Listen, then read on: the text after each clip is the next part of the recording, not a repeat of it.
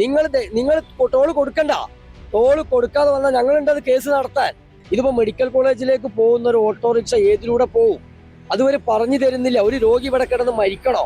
ഇതൊക്കെയാണോ ഇവര് national highway അതോറിറ്റിക്കാര് പൊതുജനങ്ങളെ മേലെ അടിച്ചേൽപ്പിക്കാൻ ശ്രമിക്കുന്നത്? മനസ്സിലാക്കേണ്ട കാര്യം, കേരള ജനത ഇതൊന്നും തന്നെ അംഗീകരിക്കില്ല.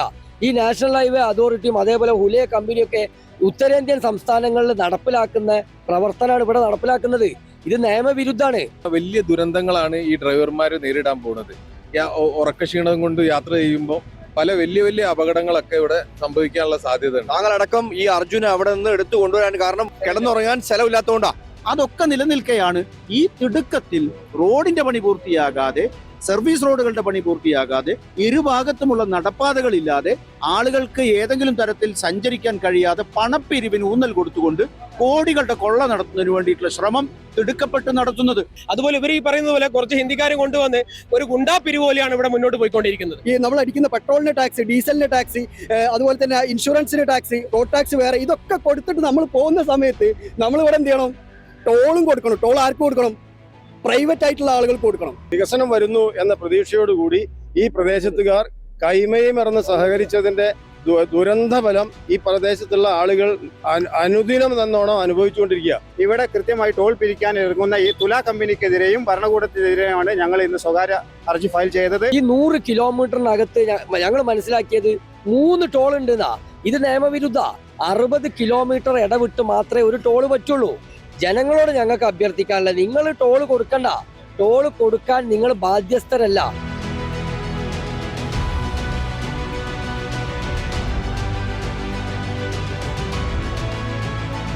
നമസ്കാരം. കുറച്ചു കാലമായിട്ട് ജനങ്ങളെ എങ്ങനെയാണ് പറ്റിക്കുക, ജനങ്ങളെ എങ്ങനെയാണ് ഊറ്റിയെടുക്കുക എന്നാണ് സർക്കാരുകൾ ചിന്തിച്ചുകൊണ്ടിരിക്കുന്നത്. കാരണം സാധാരണ ആളുകൾക്ക് യാത്ര ചെയ്യാൻ റോഡുകൾ കൊടുക്കാതെ ടോള് പിരിച്ച് നിങ്ങൾ ടോള് കൊടുത്ത് യാത്ര ചെയ്താൽ മതി എന്നുള്ള രീതിയിലേക്ക് പോകുമ്പോൾ പാവപ്പെട്ട ജനങ്ങൾ എങ്ങനെയാണ് ജീവിക്കുക എന്നുള്ളത് പറയണം. ഞാനിപ്പോ നിൽക്കുന്നത് പന്തീരങ്കാവ് ടോളിലാണ്. സർവീസ് റോഡും പോലും നിർമ്മിക്കാതെയാണ് ഇവരുടെ ഈ കൊള്ള നടത്താനുള്ള അനുവാദം തരുന്നത്. വക്കീലെ, എന്താണ് പറയാനുള്ളത്? ഇതിൽ തികച്ചും നിയമവിരുദ്ധമായിട്ടുള്ള ഒരു പ്രവർത്തനമാണ് നാഷണൽ ഹൈവേ അതോറിറ്റിന്റെ ഭാഗത്ത് നിന്ന് ഉണ്ടായിട്ടുള്ളത്. ഞങ്ങൾ ഈ വിഷയം പഠിച്ചപ്പോൾ നാഷണൽ ഹൈവേ അതോറിറ്റിക്ക് വേണ്ടിയിട്ട് ഹുലേ എന്ന് പറയുന്ന ഒരു പ്രൈവറ്റ് കമ്പനിയാണ് ഈ പണം അവരുടെ അക്കൗണ്ടിലേക്ക് വാങ്ങിക്കുന്നത്. അവരും നാഷണൽ ഹൈവേ അതോറിറ്റിയും തമ്മിൽ ഉള്ള ഒരു നിയമവിരുദ്ധ പ്രവർത്തനം. അതല്ല എന്നുണ്ടെങ്കിൽ അൺഡ്യൂ പ്രവർത്തനത്തിന്റെ ഭാഗമായിട്ടാണ് അവരിത് ചെയ്യുന്നത്. കാരണം എങ്ങനെ ജനങ്ങളെ കൊള്ളയടിക്കാം? ഈ റോഡിന്റെ 2 ഭാഗത്തും സർവീസ് റോഡില്ല. അതേ സമയം തന്നെ ഇവർ ബോർഡ് വെച്ചിട്ടുണ്ട്, 2 വീലറുകൾക്കും 3 വീലറുകൾക്കും ഇതിലേക്ക് പ്രവേശനമല്ല. ഞാൻ ചോദിക്കട്ടെ, ഇവിടുത്തെ ഒരു സാധാരണക്കാരൻ അവന് പറയണ എനിക്ക് ടോൾ കൊടുക്കാൻ പൈസ ഇല്ല. പല ധനികരായ ആളുകളുടെ അടുത്ത് തന്നെ ചിലപ്പോൾ പൈസ ഉണ്ടാവില്ല. ഈ സമയത്ത് ഇവർ എങ്ങനെ യാത്ര ചെയ്യും? സാധാരണക്കാരൻ പണം ഇല്ലെങ്കിൽ യാത്ര ചെയ്യാൻ പറ്റാത്ത സാഹചര്യത്തിലേക്കാണ് ഇത് വന്നിട്ടുള്ളത്. കാരണം ഇവിടെ സർവീസ് റോഡില്ല. ഒരു ഓട്ടോറിക്ഷ, ഒരു ബസ്, ഒരു ഹോസ്പിറ്റലിൽ പോകുന്ന വാഹനങ്ങളൊക്കെ ഈ ഇരുഭാഗത്ത് വന്നു കഴിഞ്ഞാൽ ടോളിലൂടെ കയറി ഇറങ്ങണം. ഇതിപ്പോ മെഡിക്കൽ കോളേജിലേക്ക് പോകുന്ന ഒരു ഓട്ടോറിക്ഷ ഏതിലൂടെ പോകും? അതുവരെ പറഞ്ഞു തരുന്നില്ല. ഒരു രോഗി ഇവിടെ കിടന്ന് മരിക്കണോ? ഇതൊക്കെയാണോ ഇവര് നാഷണൽ ഹൈവേ അതോറിറ്റിക്കാര് പൊതുജനങ്ങളെ മേലെ അടിച്ചേൽപ്പിക്കാൻ ശ്രമിക്കുന്നത്? ഇതുവരെ മനസ്സിലാക്കേണ്ട കാര്യം, കേരള ജനത ഇതൊന്നും തന്നെ അംഗീകരിക്കില്ല. ഈ നാഷണൽ ഹൈവേ അതോറിറ്റിയും അതേപോലെ ഹുലേ കമ്പനിയൊക്കെ ഉത്തരേന്ത്യൻ സംസ്ഥാനങ്ങളിൽ നടപ്പിലാക്കുന്ന പ്രവർത്തനമാണ് ഇവിടെ നടപ്പിലാക്കുന്നത്. ഇത് നിയമവിരുദ്ധാണ്. 3 കാര്യങ്ങളാണ് ഞങ്ങൾ ചോദിക്കുന്നത്. സർവീസ് റോഡില്ലാതെ എങ്ങനെ പോകും? ഈ 2 വീലർ 3 വീലറുകൾക്ക് യാത്ര ചെയ്യാൻ അനുമതിയില്ലെങ്കിൽ അവരെ എങ്ങനെ പോകും? 3, ഈ 100 കിലോമീറ്ററിനകത്ത് ഞങ്ങൾ മനസ്സിലാക്കിയത് 3 ടോൾ ഉണ്ടെന്നാ. ഇത് നിയമവിരുദ്ധ. 60 കിലോമീറ്റർ ഇടവിട്ട് മാത്രമേ ഒരു ടോള് പറ്റുള്ളൂ. ഇങ്ങനെ വരുന്ന സമയത്ത് ഈ ടോള് നിയമവിരുദ്ധാണ്. ഇവർക്ക് ടോള് പിരിക്കുക എന്ന് പറഞ്ഞാൽ ഇവരുടെ ഇതുപ്രകാരം പിരിക്കാനല്ല, അതിലൊരു നിയമമുണ്ട്. National highways fee determination of rates and collection rules പ്രകാരമേ പിരിക്കാൻ പറ്റുള്ളൂ.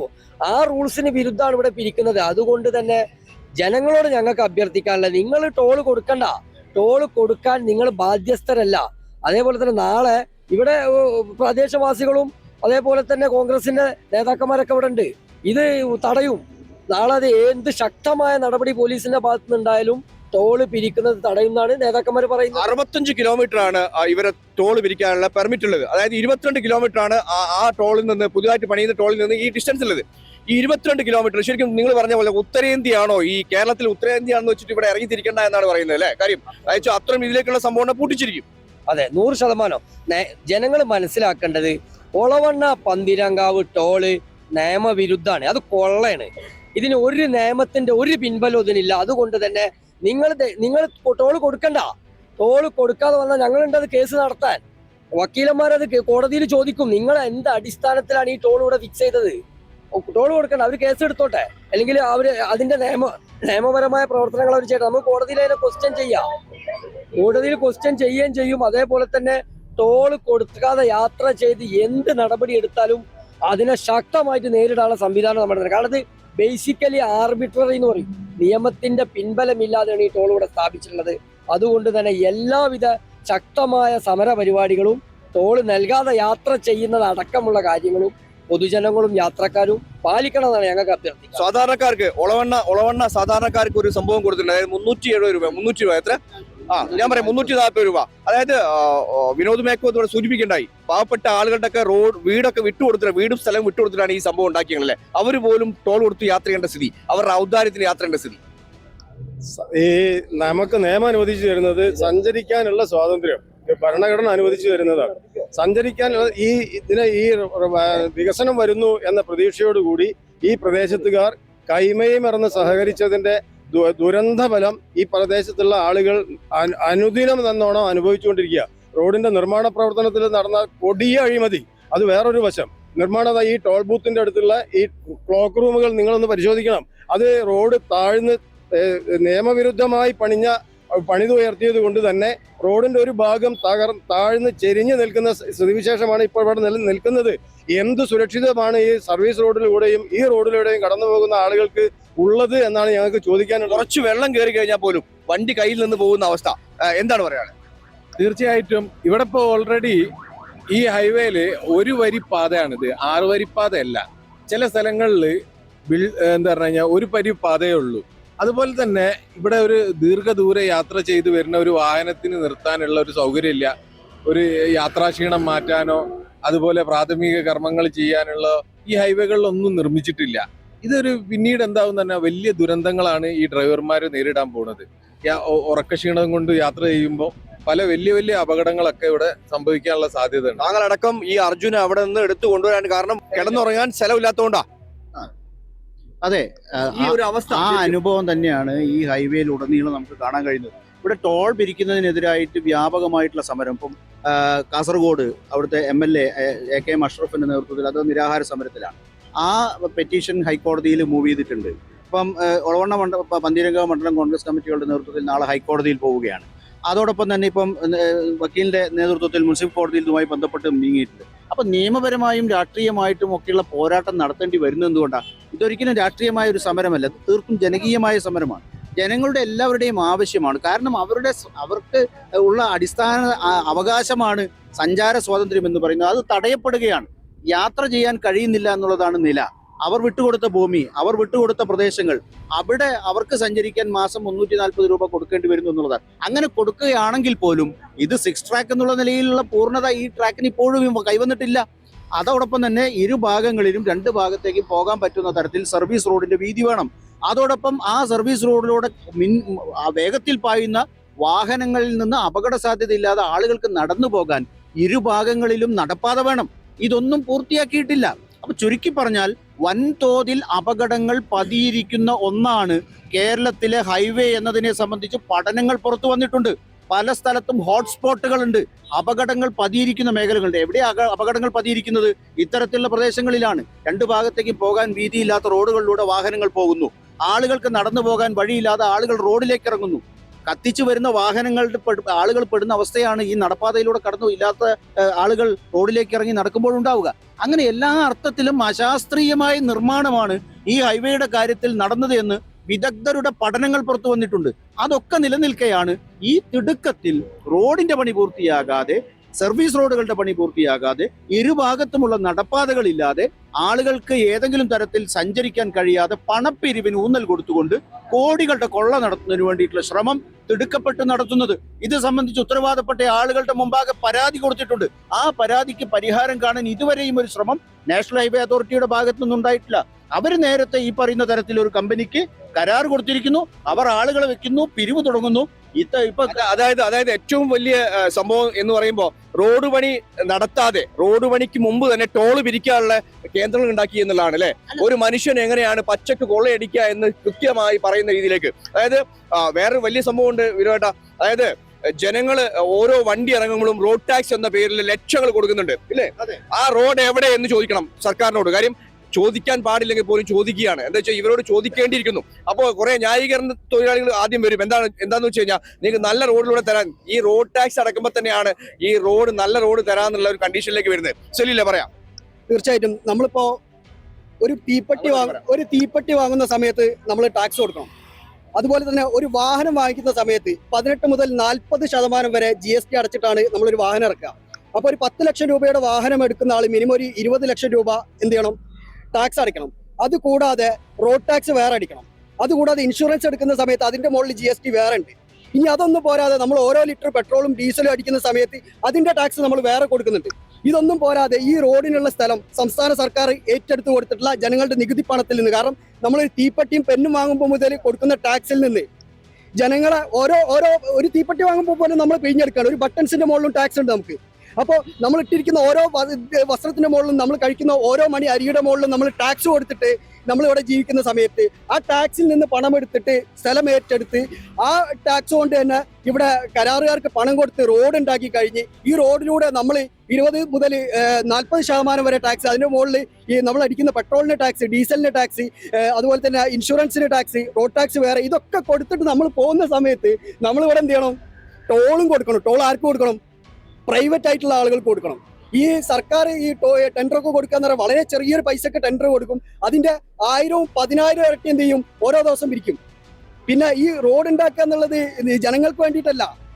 ഈ റോഡ് ഉണ്ടാക്കുന്നത് ശരിക്ക് ഈ ടോള് പിരിക്കാൻ വേണ്ടിയിട്ടാണ് എന്നുള്ള രീതിയിലേക്കാണ് പോണത്. കാരണം റോഡിന്റെ ഫുള്ള് പണി പൂർത്തിയാവുന്നതിന് മുമ്പ് ടോള് ഉണ്ടാക്കാനാണ് ഇവിടെ ഇതായിട്ടുള്ളത്. കാരണം റോഡ് എവിടെ പൂർത്തിയായിട്ടില്ലെങ്കിലും ടോളിന്റെ പണി എല്ലാ സ്ഥലത്തും പൂർത്തിയായിട്ടുണ്ട്. തീർച്ചയായും ഇത്തരം രീതിയിലേക്ക് ഈ കൊള്ള നടത്തുന്ന സമയത്ത് ഒന്ന് പറയാം, കൊള്ളയാണ് ശരിക്കും ഇത്. പച്ചയായ കൊള്ളയാണ്.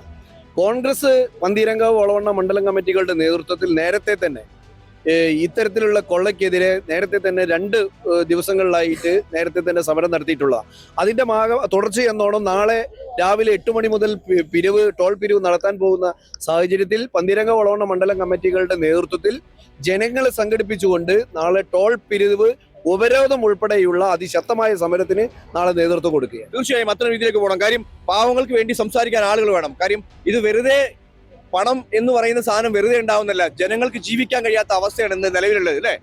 ജനങ്ങൾക്ക് ജീവിക്കാൻ കഴിയുന്നുണ്ടോ?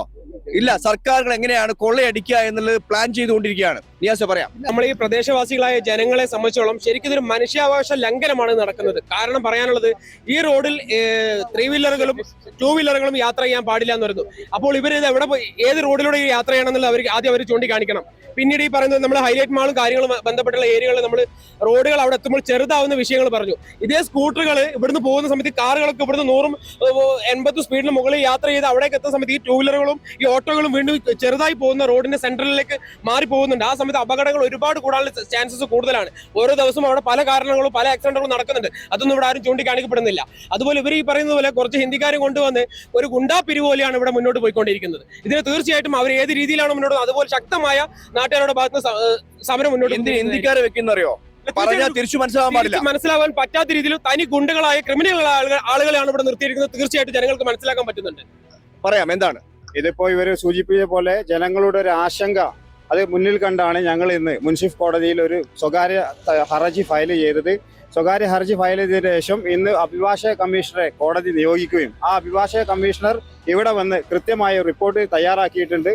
നാളെ അഭിഭാഷക കമ്മീഷൻ നാളെ കോടതിയിൽ അത് സമർപ്പിക്കും. നാളെ ഞങ്ങൾക്ക് അനുകൂലമായിട്ടുള്ള ഒരു വിധി മുനിസിപ്പൽ കോടതിയിൽ നിന്ന് ലഭിക്കുമെന്നാണ് പ്രതീക്ഷിക്കുന്നത്. നമുക്കറിയാം കൃത്യമായി നാഷണൽ ഹൈവേ അതോറിറ്റിയുടെ determination and rules and rates act 2008 പ്രകാരം 2 സർവീസ് റോഡുകൾ ഇല്ലാതെ, അതുപോലെ തന്നെ പരിപൂർണമായി ഈ റോഡിന്റെ നിർമ്മാണം പൂർത്തിയാക്കാതെ, നമുക്കറിയാം ഈ പാലത്തിന്റെ അടുത്ത് ഇവിടെ റോഡ് പൂർത്തിയായിട്ടില്ല, ഒറ്റവരി പാതയേ ഉള്ളൂ.